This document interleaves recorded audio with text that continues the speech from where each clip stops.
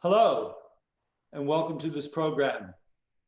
My name is John Merkel, and I direct the J. Phillips Center for Interfaith Learning at St. John's University here in Collegeville, Minnesota.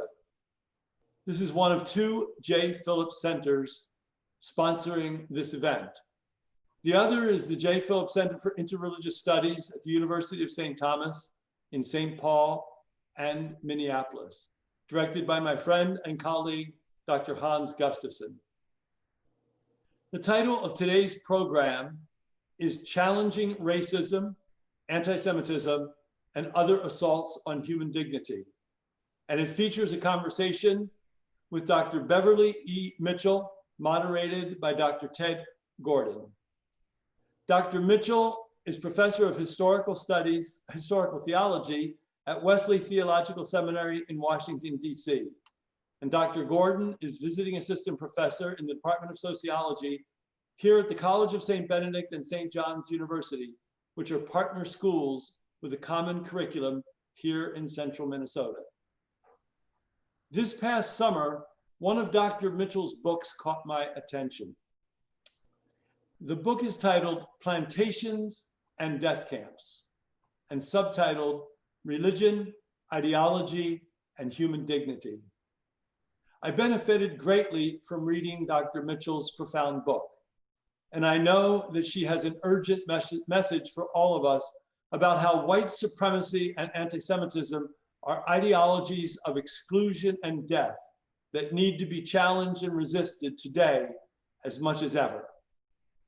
I'm grateful to Dr. Gustafsson for agreeing to have the J. Phillips Center at the University of St. Thomas join the J. Phillips Center here at St. John's in sponsoring this program with Dr. Mitchell. And I'm grateful to Dr. Gordon for agreeing to conduct this interview. He is ideally suited for this task because in his research and teaching over the past several years, Dr. Gordon has been focusing on exclusionary attitudes and practices. And in particular, he has been passionate about promoting greater inclusion in our college community. Most of all, I am grateful to Dr. Mitchell for agreeing to share her time and insights with us today. And now, Dr. Beverly Mitchell and Dr. Ted Gordon. Thank you, Dr. John Merkel, for that wonderful introduction. And thank you for joining us, Dr. Beverly Mitchell. First, I would like to acknowledge that here at St. Ben's and St. John's, we are on the ancestral homeland of the Dakota and Anishinaabe people, two native nations that were forcibly removed from this land, but retain strong connections to it today. Dr. Mitchell, your work addresses some of the most pressing issues of our time. Last week marked the 2-year anniversary of the massacre at the Tree of Life Synagogue in Pittsburgh. And unfortunately, white supremacy is on the rise in our country and across the world today. Your work calls for us not to look away from white supremacy and other movements that wish to cause harm to people. And in order to combat white supremacy, we must investigate its roots and the ways in which we can challenge it. And this is why I find your work particularly exciting and relevant right now. In your book, you describe how in theology, the field has been moving away from comparative analyses of atrocities. My own field in anthropology is doing something similar as well, where there is a concern that that if one takes atrocities at two different historical moments and compares them, then some of the unique aspects of this history will be lost. Your book goes ahead and makes the case that it's important to compare atrocities, and in particular focuses on the Holocaust and on the enslavement of Africans in the Americas. Why do you believe it's valuable to compare the Holocaust with the enslavement of Africans? Well, thank you so much, Ted, for your question, and I'm privileged to be here to be in conversation with you. I did not start out when I was writing Plantations and Death Camps to do a strict comparison. I had been interested in looking deeper into the challenge and the struggle for human dignity of Black slaves out of the teaching I do in the area of church history, among other things. And I noted how important the notion of their being recognized as full human beings with dignity that arises from being human, that struck me on this quest that started me on this book. But also at the same time, I was reading Holocaust survivor narratives, and I was finding similarities there between those enslaved narratives in which they were talking about their experiences as being viewed and treated as less human, that the situations in which they found themselves was degrading and dehumanizing. And it is out of looking at these two kinds of literature of two very different historical events that I saw commonalities that helped me struggle with the question of what does it mean to be human, which is a theological question. And related to that is, what is this notion of human dignity? Can you lose it? Are there situations in which you can be robbed of it, etc.? And so drawing from these two historical people's experience of dehumanization led me in to wrestling with the question of human dignity. I saw many points of similarity that enabled me to note them, but always being cognizant that the situations and the outcomes were not the same. And so I understand the resistance to doing naked comparisons and from that drawing all sorts of conclusions that may not hold. But I found it important to hold these two communities together for what they do tell us about what it means to be human, with the hopes that maybe people might not be able to resonate with the experience of the enslaved, but they certainly might be able to make connections or see connections out of the experience of the Holocaust, which was more recent.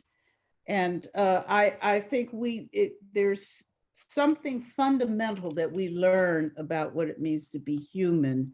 And so engagement with these two communities that had the same or similar responses to their situation that allows for some way of recognizing those similarities without conflating their experiences. And so I stand on that, but recognize that not everyone agrees with that methodology. Dr. Mitchell, thank you for sharing that. As you were speaking there, I was thinking about how your book begins with excerpts from slave narratives and excerpts as well from the memoirs of Holocaust victims and survivors. And as you're sharing the process of how you came up with this, where you're doing research on enslavement, as you happen to also be reading some of these Holocaust memoirs, Mhm. and then seeing the commonalities in the language there. And that's one of the things that I realize, that we miss when we don't put these into conversations with each other. Yes. And of course, I mean, and your book, obviously, it's actually finds that one of the other commonalities, which I'll ask you about in a moment as well, is they're also rooted. These practices are also rooted in white supremacy. Yes. And I'm finding really powerful as well the way in which this kind of whether you call it comparative or just kind of putting these stories side by side, so we can see the commonalities. One of the ways in which that's really powerful is that also can call together groups that might not always necessarily see see histories that they have in common. While the history itself might be different, the threat to their human dignity is. Yes. I wonder if you could share a little bit more about some of the commonalities you found. Your book does go into some detail describing that. Obviously, we have events that are taking place at different times in different parts of the world with different cultural and political histories. But in looking at both, you do see you highlight some of the common threats or challenges to human dignity that you see in both the Holocaust and in enslavement. Could you speak a little bit more about some of those commonalities? Yes, I think one of the first ones I noted is the pariah, what I call the pariah factor of both these peoples. It was very clear as one engages the history of the Nazi regime, the movement toward, and even much earlier than that, that somehow Jews were scapegoated, seen as the cause of misfortune in a particular society. I recall the bubonic plague in the Middle Ages. They were blamed for that and set apart in ways and denigrated in that context. And in the history of Blacks in this country, there is a sense in slavery, they had a status as property and were certainly not treated as human beings with the same complexities, inner life that any other human being had.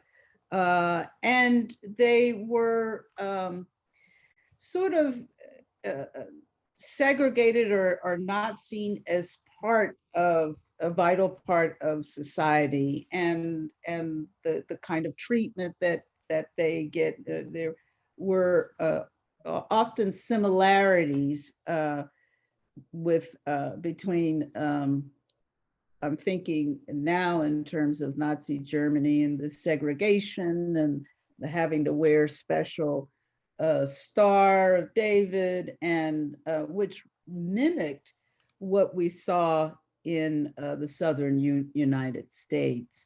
And so this pariah factors, but there are many others. As I was reading about the transport of slaves from Africa to the Americas, the conditions under which they were squeezed and pushed together in their own filth, and just, for weeks at a time in this transport to the New World, and reading in graphic detail about the experience of Holocaust survivors who were being transported to the camps, the same filth, the same crowded together the same kind of horror of going to the place in which they would meet their fate. The separation of families, which in both situations, in deciding those on the left would go one place and those on the right. So families split apart in Nazi Germany, but the selling of children from their parents, husbands from wives during enslavement, without any thought of the kind of horror and suffering that that kind of separation was a similar experience of just profound heartache. And as I read your paper on the Native American community you're studying, where they're put into mission schools, forced into them, separated from family, just imagining that, and, you know, anyone with an empathetic imagination can latch on to what that must be like. And the recent news that there are more than 500 children who were separated at the southern border from their parents in conditions that are really not very good. You know, there are ways in which we can see and tap into the suffering that happens to communities when policies which don't take seriously the full humanity of those they're dealing with, how easy it is for that to happen. You know, we face that now. It's really powerful the way in which when you actually start to piece apart what are some of these specific acts of defacement and dehumanization that you're seeing at these different moments, that you can see that across time and space, that there are some of these common ways in which when one group wants to assert dominance and dehumanize another, there are certain common practices that you see.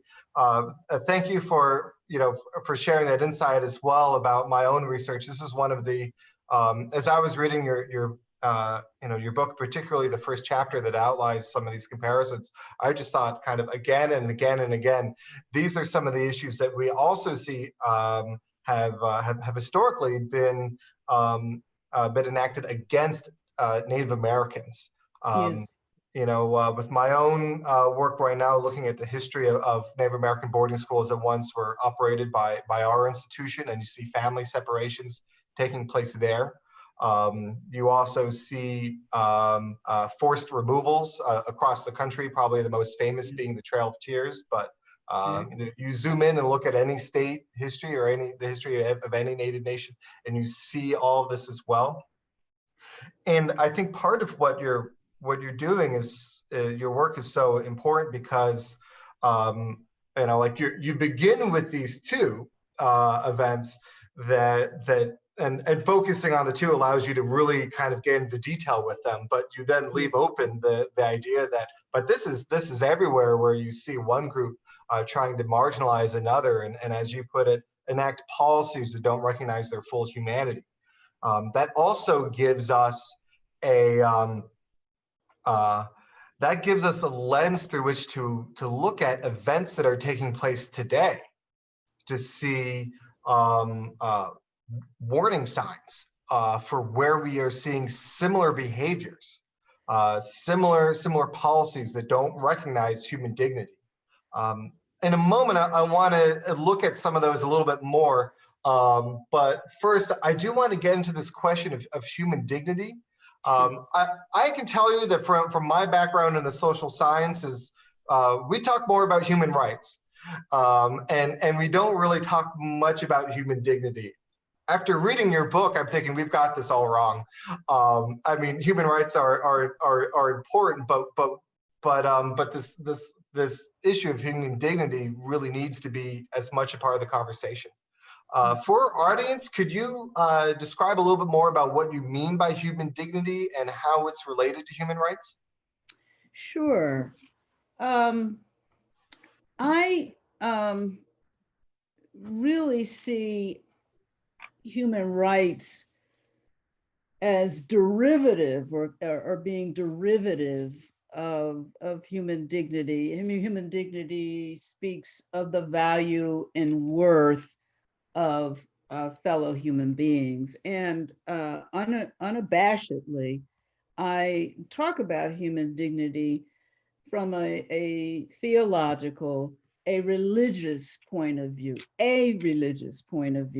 although I do note that in Judaism and in Islam, there is a very similar lifting up of the sacred worth and value of human beings. And so that is something the Abrahamic faith share.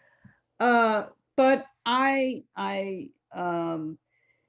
talk about human dignity as arising from our being created in the image of God.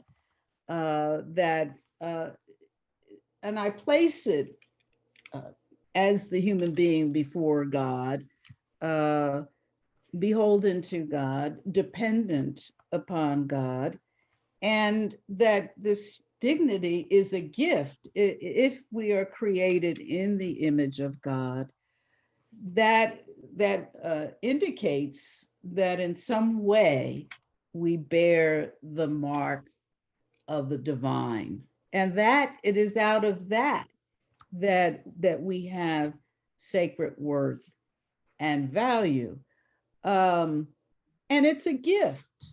It is not something that's subject to the whims or the folly of people with social political power. That's why, I had a conversation with a group who kind of objected to the notion of talking about human dignity in religious terms.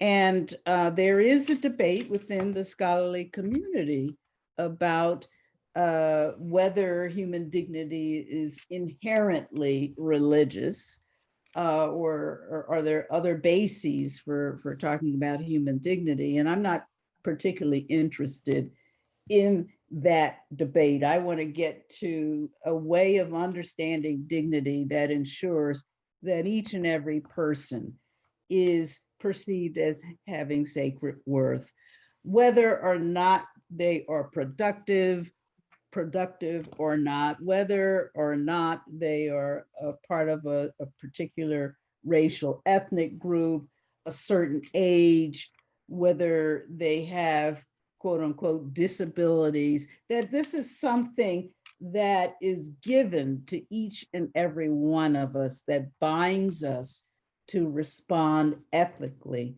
as though they have value and worth.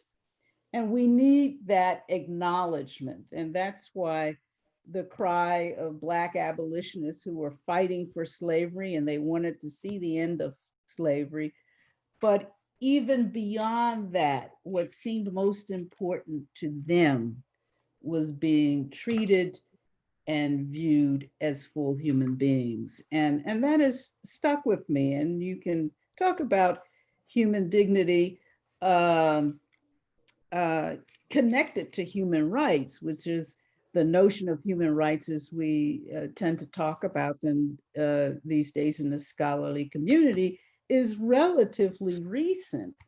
It comes out of the ashes of the Holocaust, where we get a robust talk of human rights. And there are many aspects to human rights that connect with the notion of seeing people as having sacred worth, having the right to eat, the right to housing, the right to protection, et cetera, et cetera. But those, I see those as derivative of the basic notion of who and what is a human being. And so they're connected, but they're distinct in my view. Thank you for sharing that distinction. One of the things that I found really really accessible in your description there, and what's in your book as well, is that at the same time that you're coming to this discussion of human dignity from a theological perspective, and you trace its theological roots in Christianity, and certainly as well there are the connections there to Judaism and Islam of what's the gift of human dignity is being made in the image of the Creator. Yeah. And as you say in your book, we don't really know exactly in what way, but we do know in some way that we are a reflection of the Creator, and that in itself imbues everybody with equal worth that cannot be given away. It cannot be taken from them, and one can't have any more of it than anyone else, depending on how much power or status they have. And in reading that and hearing you speak, I'm thinking, and I can imagine there's, I can see there's certainly a larger conversation within theology about this, about does one have to approach this from a theological background or not, and the way in which you outlined it, in your book as well. I mean, this is, you can reach this conclusion from one of these religious backgrounds. There are a number of other faiths, though, as well, that reach the same conclusion, just from different theological backgrounds. It might not be from the kind of Creator or God as described in the Bible, for example. But so I'm seeing kind of how even people of no faith, but would many people of no faith or no practicing faith, or I should say, or people who may identify as atheists or as agnostic, would also agree. Well, but everybody has shared worth and value that can't be taken from them. And so your work really kind of speaks to that and broad sense of human dignity, and then thinking about it that way, it's like, all right, thinking about kind of this conversation about human rights. All right, well, it's important to enumerate human rights, and it's important to be able to notice kind of when they're violated, but the history of human dignity speaks to the even bigger question of, why do humans have rights? Why should we even have this concept to begin with? And where does this come from? What are we trying to protect? And the other piece, though, as I was thinking through kind of the argument in your book, I first kind of went through this stage where I was thinking, well, everybody believes in human dignity, of course, and everybody believes that everybody has this equally. And then as I was reading in your book about the way in which you describe the rise of chattel slavery and the origin of the Holocaust, it then occurred to me, wait, this is actually not a safe assumption for me to have, that everybody believes that everybody has equal human worth and human dignity, and that there might be innumerable worldviews that agree with the notion of human dignity in one way or another, but there also is at least one very powerful worldview that does not, and that is white supremacy. In your in your book, you describe how anti-Semitism, or what you really describe as kind of emerging really out of anti-Judaism or religious bias against Jews. You describe how that has ancient roots. It's thousands of years old. You also describe how slavery as well has ancient roots. But something happened during the Enlightenment. And often we're taught about, the Enlightenment was this great period, this birth of sciences and the democracy as we know it, at least. And often, our schools teach about all of the wonderful gifts that we got from the Enlightenment, but you point out that there also was a darker undercurrent to the Enlightenment, or at least it planted the seeds for something much darker.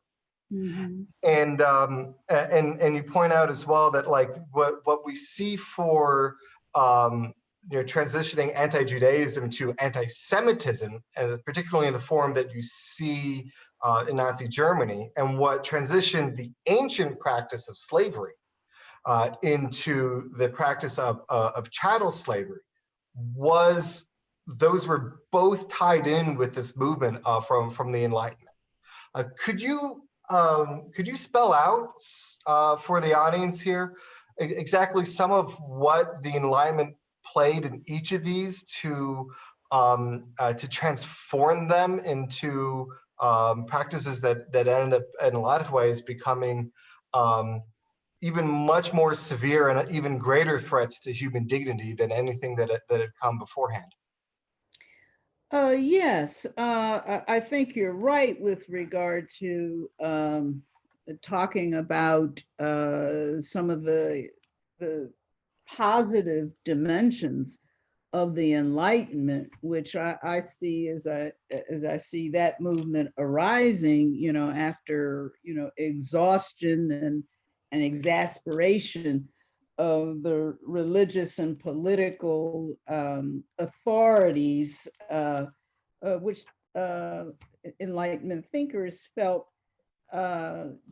kept people subjugated. And so this push for freedom from religious and political authority, I suppose there's a way in which we can celebrate that. But along with that, and the elevation of the gift of reason, I see as leading us to an underside of the Enlightenment, where Voltaire and others, some of the founding fathers, Thomas Jefferson and others who had been enamored with this, they were not as enlightened as they thought they were, and they carried some of the baggages of ethnocentrism and prejudices that cloud their judgment with regard to their encounter with people who are different. And one of the exasperating things is reflecting how often difference means deficient. They're equated, and there's I think we have to do categorization. We have the classification, as that becomes an important mode of sorting out the differences between peoples and cultures. I suppose it's necessary. It's kind of what we need to do to kind of process the world in which we find ourselves. But the minute we are unable to recognize the humanity of the other, that we automatically call out those who are different with ascribe all kinds of characteristics that are negative, undesirable, and lead to a lot of wailing and gnashing of teeth at the end of the day, is something that I found that comes with the Enlightenment. And as we're moving further in terms of the development of the social sciences, which in some ways, particularly as I think of the enslavement of African Americans, you needed a justification for this institution, which was different from other expressions of enslavement. Slavery is as old as dirt, I tell my students. But there was a peculiarity attached to the enslavement in the Americas that was insidious, and we're still reaping the whirlwind of that. It was hereditary, passed along, very little opportunity to elevate one's status by buying one's freedom, although there was a little bit of that. After a while, as slavery comes under attack, those doors are closing fast. The enslaved were uniquely perfect for this kind of uncompensated work.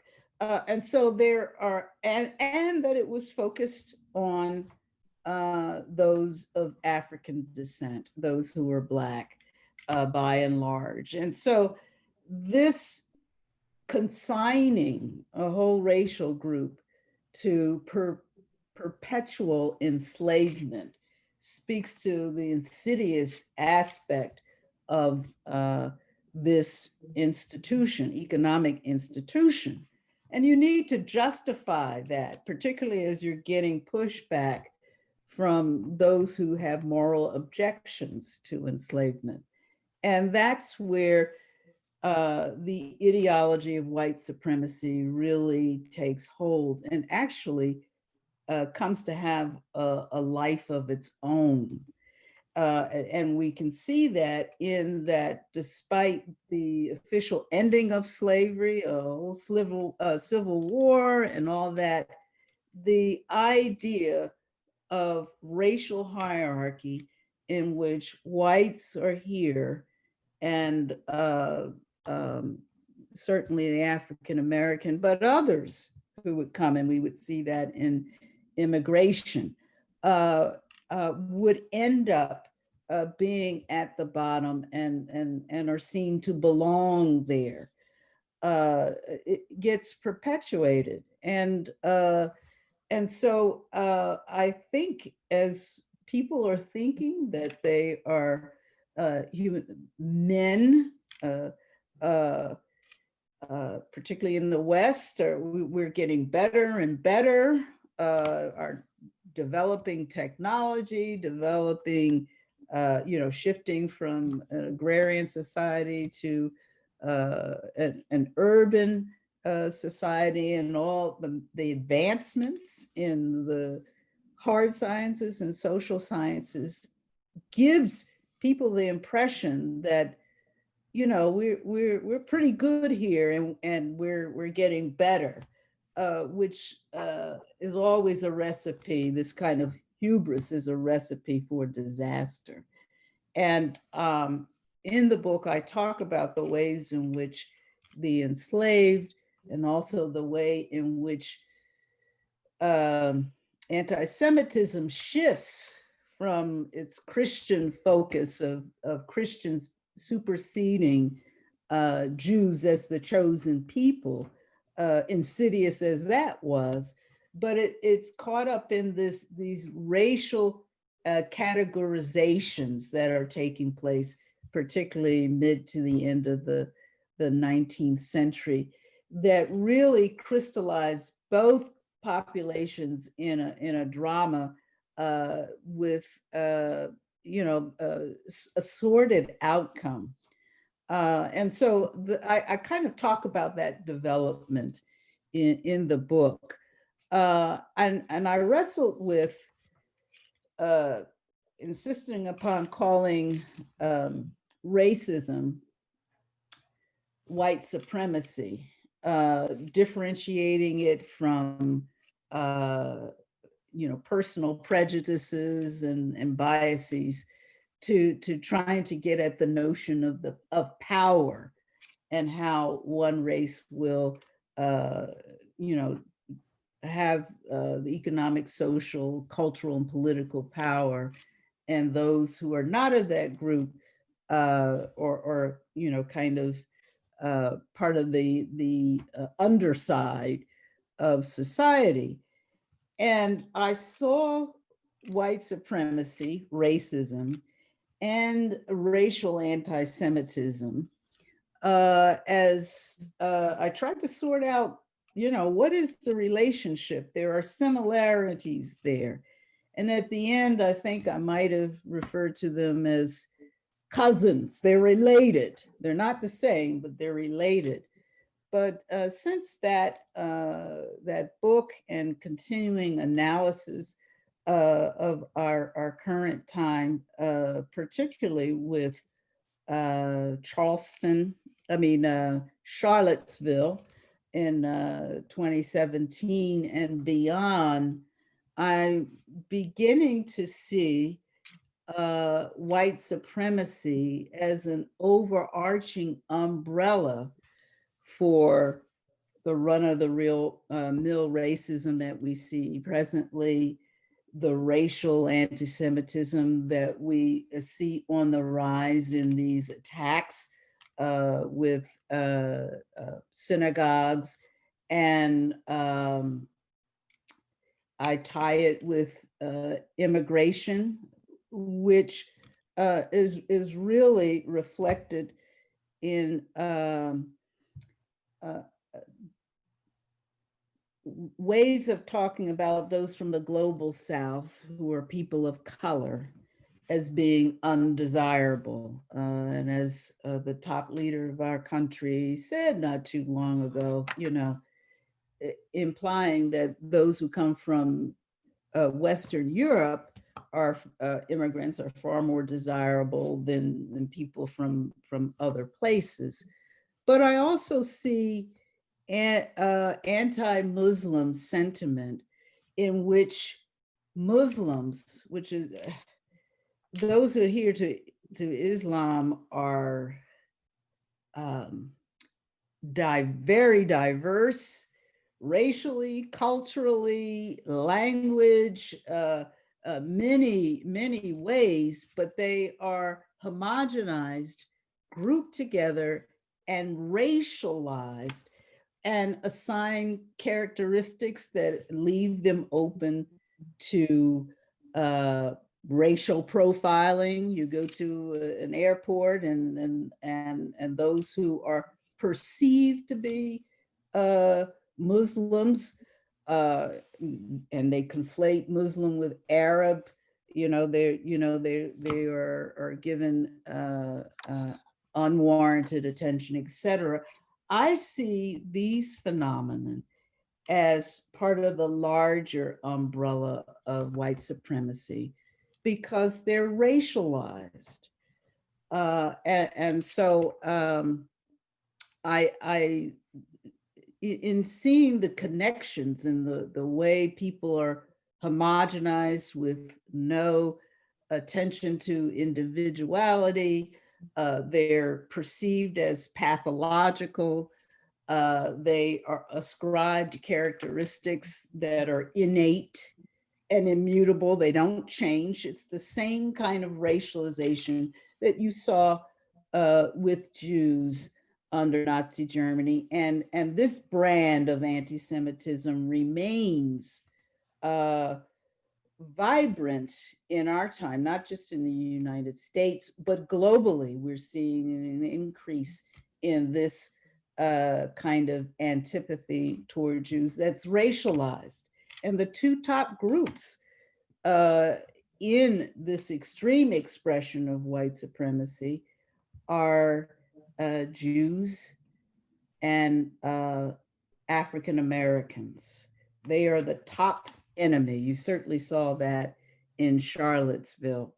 And so these are, I think we've moved into a time in which we need to be attentive to the ways in which people are ordered in particular societies in this racial hierarchy that persists.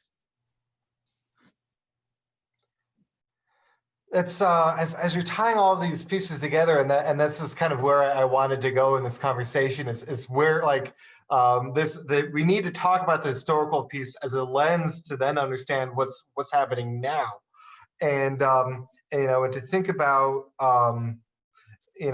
one of the things among the many, the Enlightenment did many great things for the world, certainly, but one of the part of what this did in the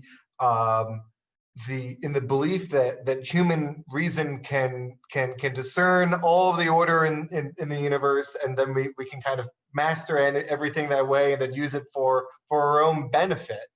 Part of what that did was, as you described, it allowed what was an ancient practice of slavery. That ancient practice was really just, one would become a slave by being captured during warfare or becoming in debt, but it wasn't something that was seen as hereditary that would pass on in perpetuity.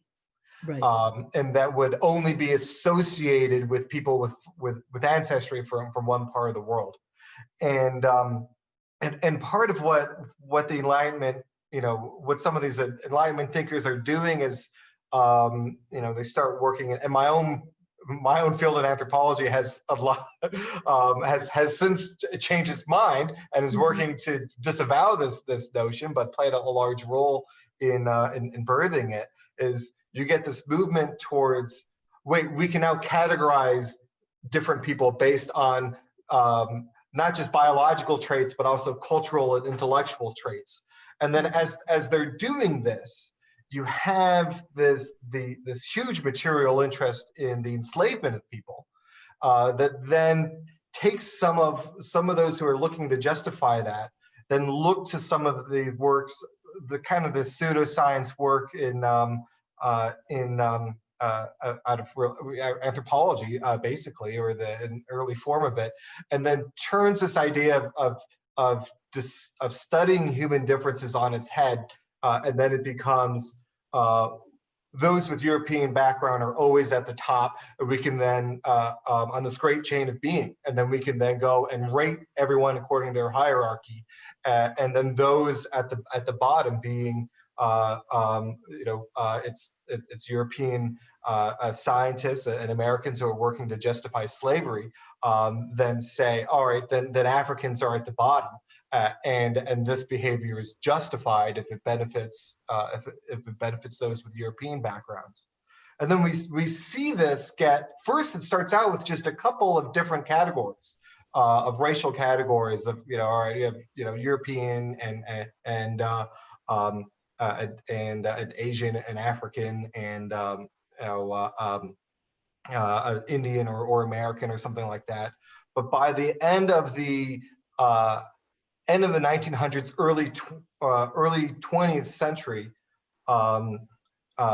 you have all these subcategories starting to emerge. Whereas there's not just one kind of European, there's all these different kinds of Europeans, and then Jews in particular that's where you then see this religious prejudice against Jews become this racialization, as if now they're a racial category. And they're a racial category that's very existence threatens the purity of or the imagined purity of those at the top of the hierarchy. And what I hear you kind of describing, and this is why it's really important that we do these kinds of comparative works, is that you can then see further racialization take place. It doesn't end with that. As I'm hearing you speak, then, I mean, to think about the ways in which we hear Islam and Muslim communities described today by many world leaders, by many very influential people, as if they're one cultural group, as if they're not just one cultural group, they're one racial group that has certain traits that are immutable. And as you point out, I mean, it's Islam is probably right up there along with Christianity, maybe even more so, of being just incredibly diverse. I mean, people associate Islam with the Middle East, but the the largest part of the population of practicing Muslims is in Southeast Asia. And so, I mean, you have on all continents here, centuries-old populations in Europe, populations in Latin America as well. But yet you hear this rhetoric as if they're all the same. And then we start to hear that as well in the discussion of immigration, as it relates to Muslims, but also those from really anywhere aside from Europe. Yes. Could you I think part of what we're getting at here is, could you describe some of what you see as the greatest threats to human dignity in the world right now?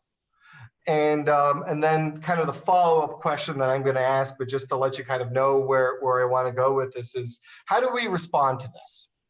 And what do we do about it? Yes. Well, Ted, as you know, that's a huge question. I guess for me, because I'm feeling or I recognize that many of the issues that we talk about here in this country and that are talked about in other parts of the world in terms of dealing with environmental degradation, of handling the problem of immigration. Some of it is tied to the environment, what's happening in the environment, et cetera. The issue of abject poverty in places and pockets of it here, even in the US. There are so many issues in which the question of human dignity and how to resolve these issues to me seems incredibly important in terms of where one stands. Does one focus on people versus profit, on the environment versus profit? All the questions that sort of befall us at this time, important life and death issues, really.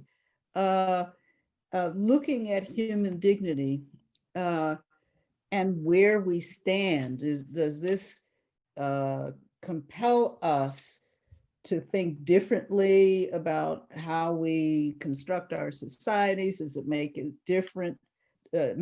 difference in terms of the degree to which we're willing to go to war? Lots of policy things can give you insight as to what might be a more constructive path if you think in terms of valuing and viewing as sacred other human beings. I think we're at a moment in our country where the long-standing problem of race is the veil has been lifted, although many of us, I mean, we've been at this a long time, and it's hard to imagine not being able to see, needing to watch a disgusting video of a man having the knee on the neck of a fellow human being to sort of wake up. I'm still kind of wrestling with that, but I think we have reached a moment in which the issue of race has plagued the United States from pretty much from its inception.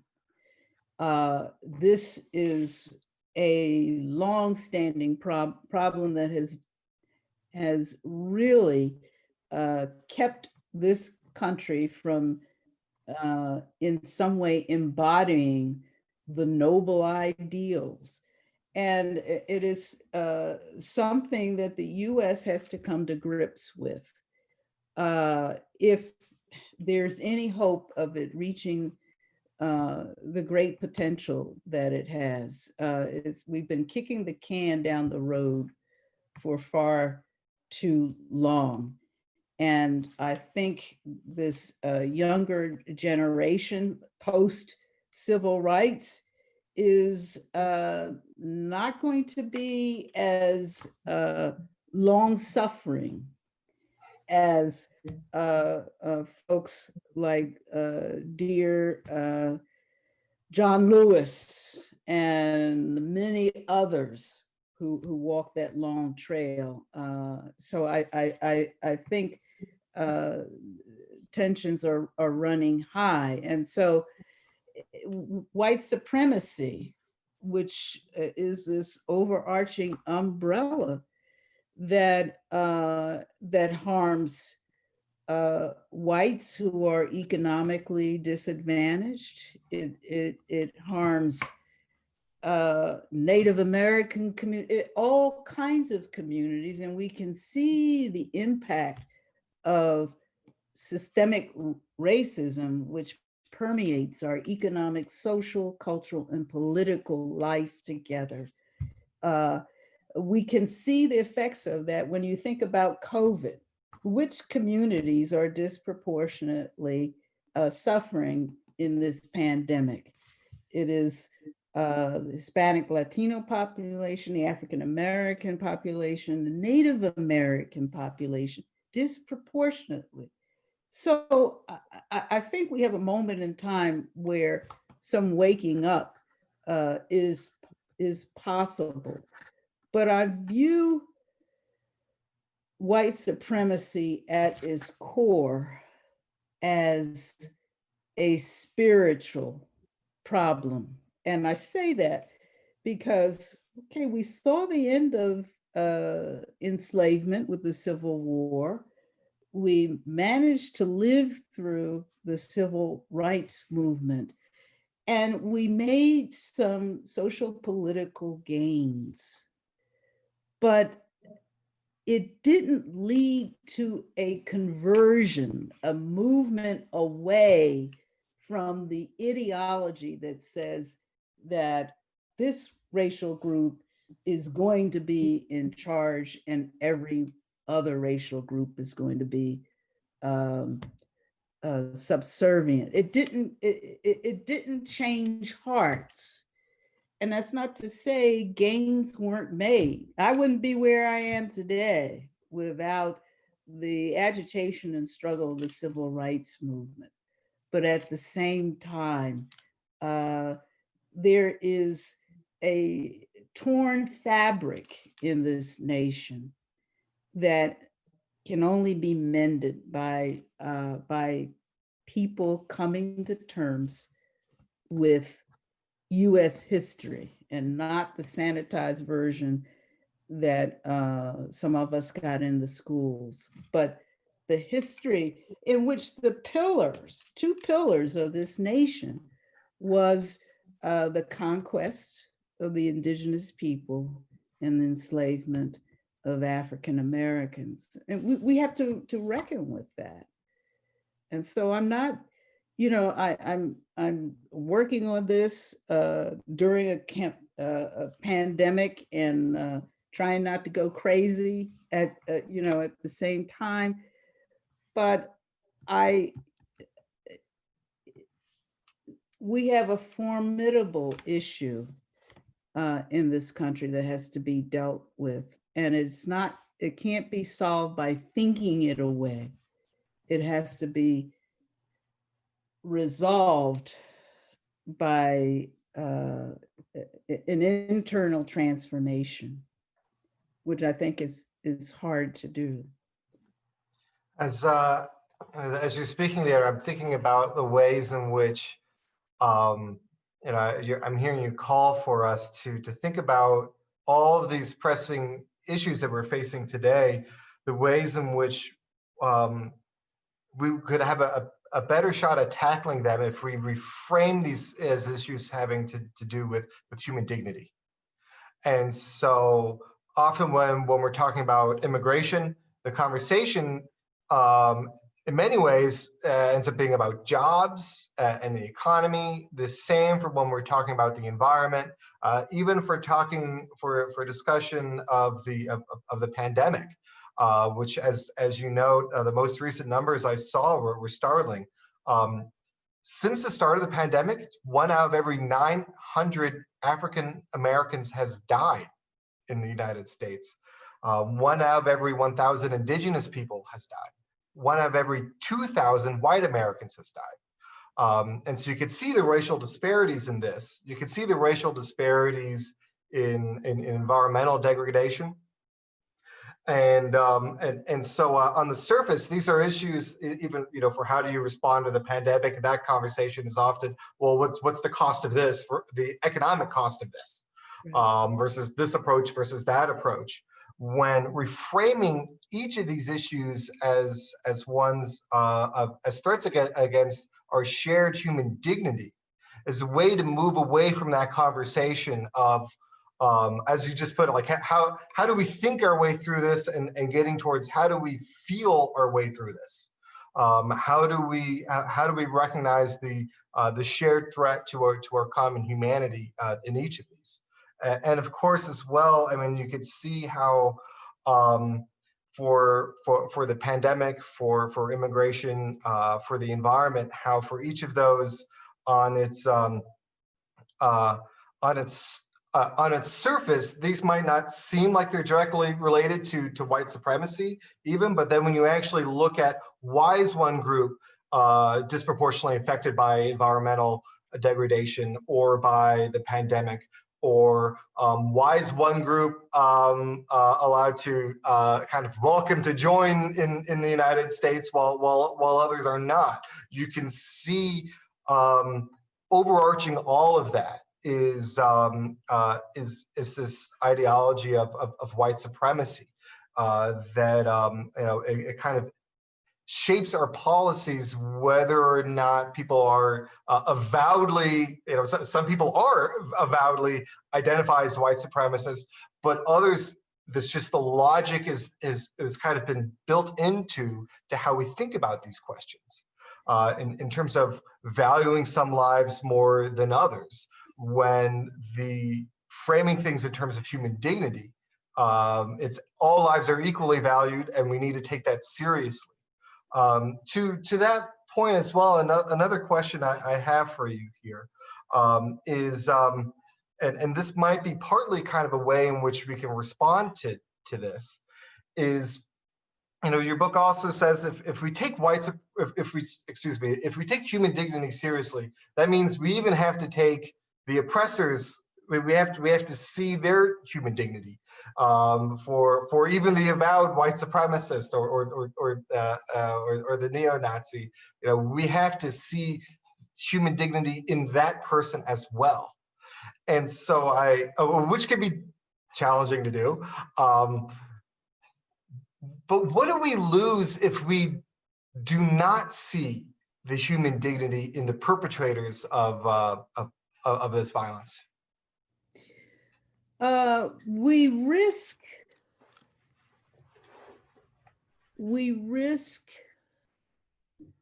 becoming more like the perpetrators than we want to be. For me, the first signal that we're going in the wrong path is to fail to recognize that the other person is a human being made in the image of God, and thus derives sacred worth and value. That is the first step. It's the first step in terms of enabling people, soldiers, to engage in war. You have to decouple people from their humanity. And once you do that, you're able to do almost anything. And so as difficult as it can be, sometimes we talk about people who do heinous things and call them monsters. We rob them of their humanity. We are capable of responding to them in ways that dehumanize ourselves, and that's it's a real challenge in terms of responding to some of the things that other people do. But I think what helps me is recognizing that we are all subject to acting below our higher nature. And Levinas, Emmanuel Levinas, the Jewish philosopher, talked about an ethical imperative to see the other as this prohibition against killing them. And so it's very serious how we respond to other people, no matter what they do or don't do. But I would add, because we are created in the image of God, we are tied together as siblings. We are interconnected. What happens to you affects me, and what happens to me affects you. If one part of the segment of the population goes down, we're all going down with them.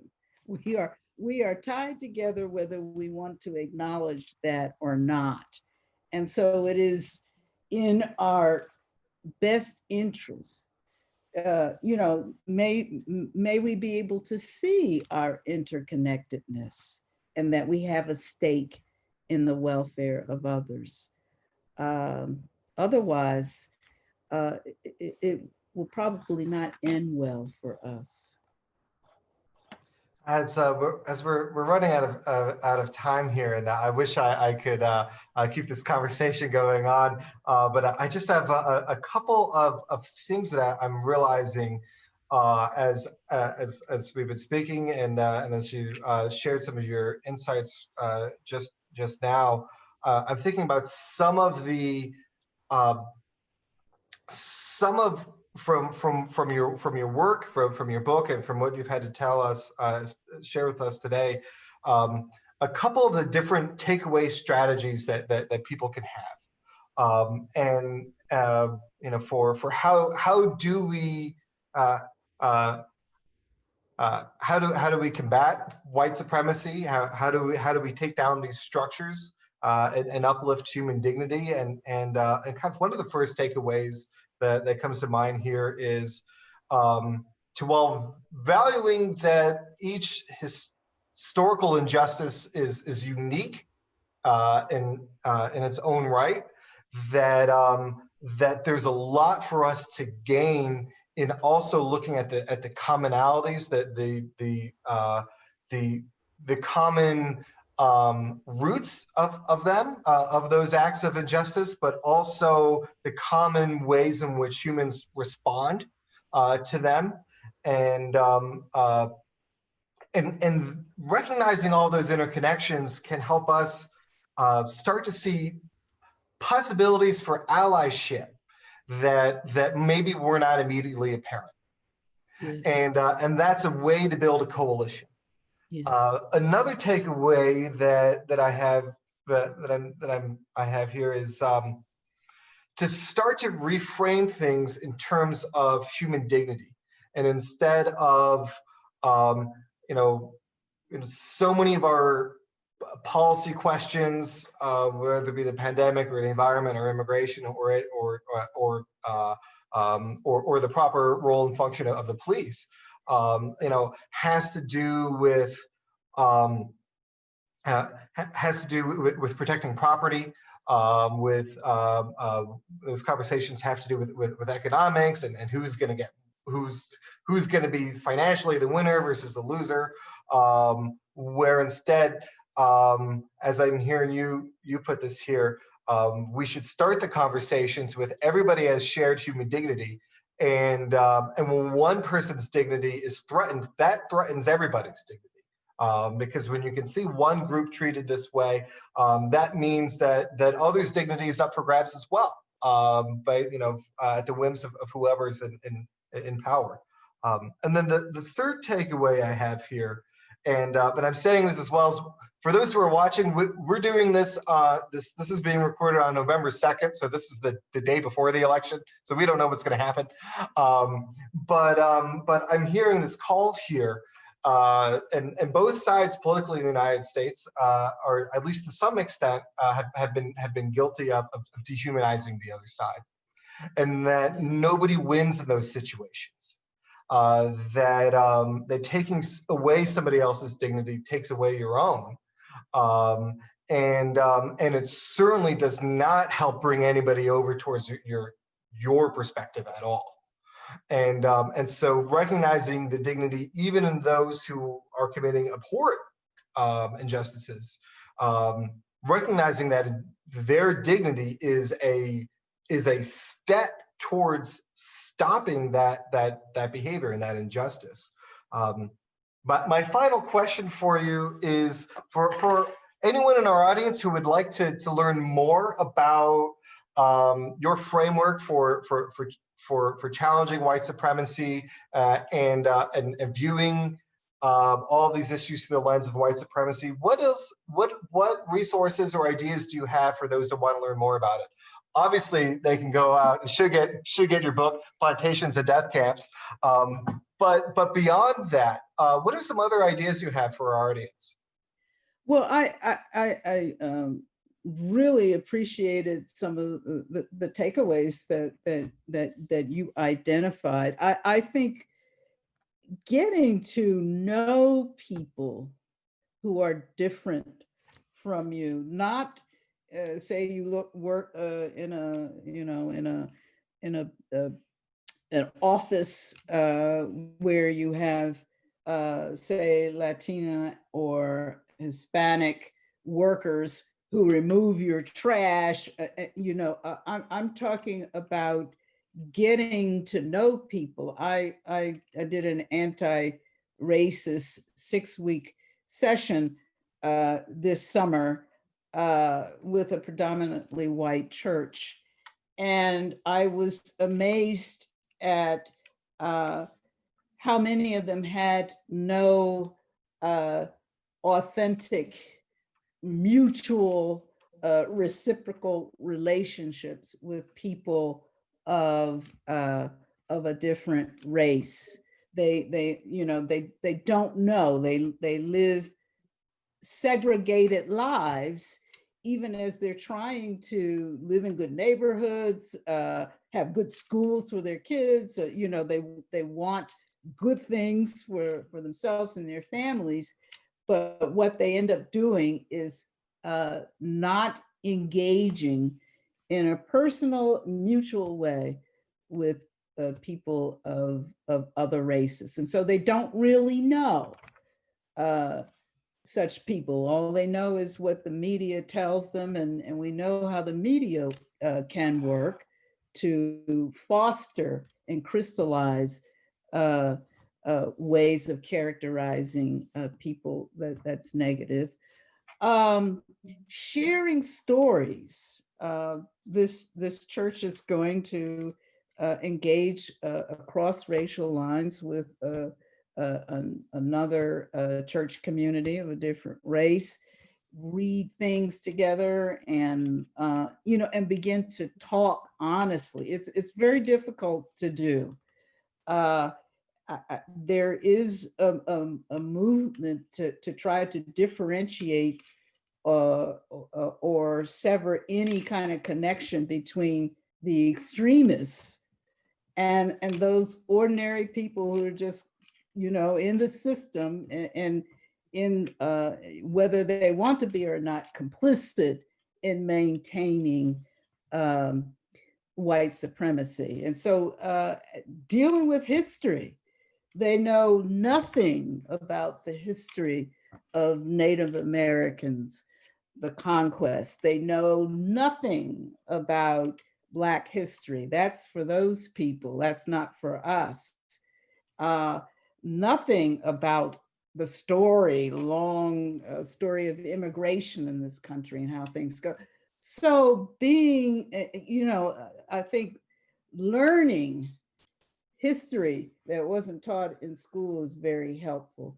But I think the number one way of beginning to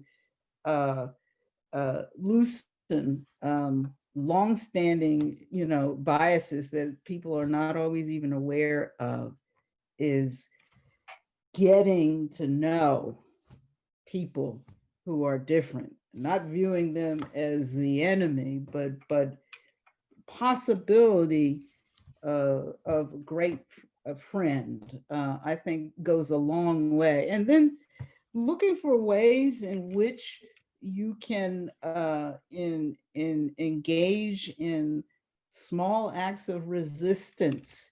And yet you kind of have to be up on current events to be able to do that. And many of us, we've got so many things going that, to do that. But this is life and death. It really is.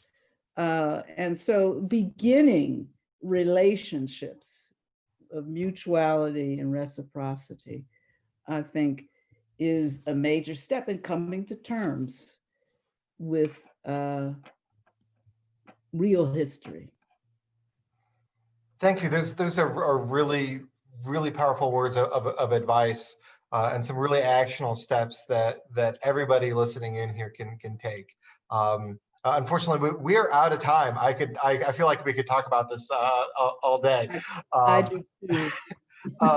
I want to thank the J. Phillips Centers at St. John's University and the University of St. Thomas. And most of all, I want to thank Dr. Beverly Mitchell for taking the time to be with us. Thank you. It's been my delight and pleasure, and I hope we can continue the conversation. Thank you.